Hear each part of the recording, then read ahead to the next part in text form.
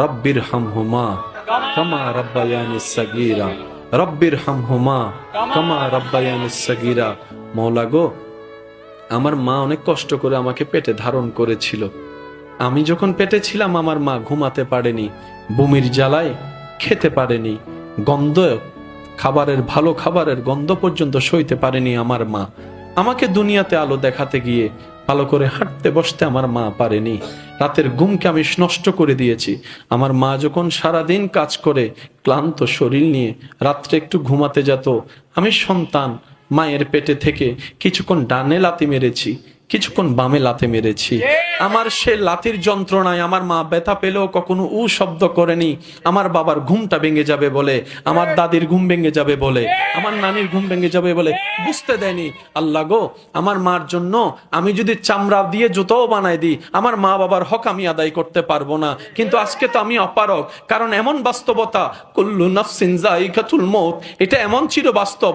চোখের সামনে থেকে সন্তানকে আজরাইল যখন নিয়ে যায়, মালাকুল মউত যখন নিয়ে যায়, কারো ধরে রাখার ক্ষমতা থাকে না।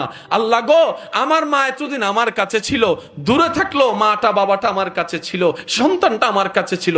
আজকে তো ইন্না লিল্লাহি ওয়া ইন্না ইলাইহি রাজিউন। মওলা তোমার দিকে চলে গিয়েছে, তোমার দিকে চলে গেল।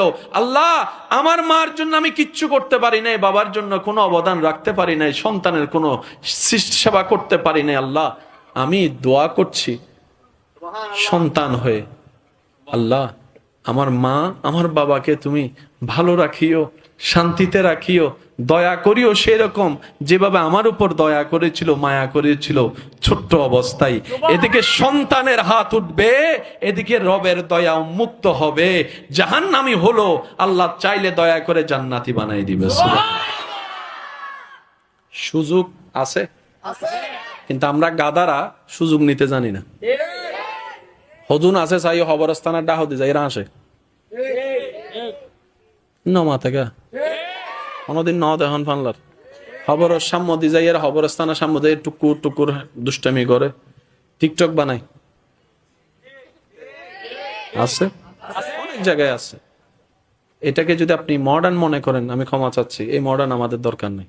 আমরা মুসলমান, আমাদের হাঁটার একটা ইজ্জত আছে, আমাদের বসার একটা ইজ্জত আছে, আমাদের যাওয়ার একটা ইজ্জত আছে।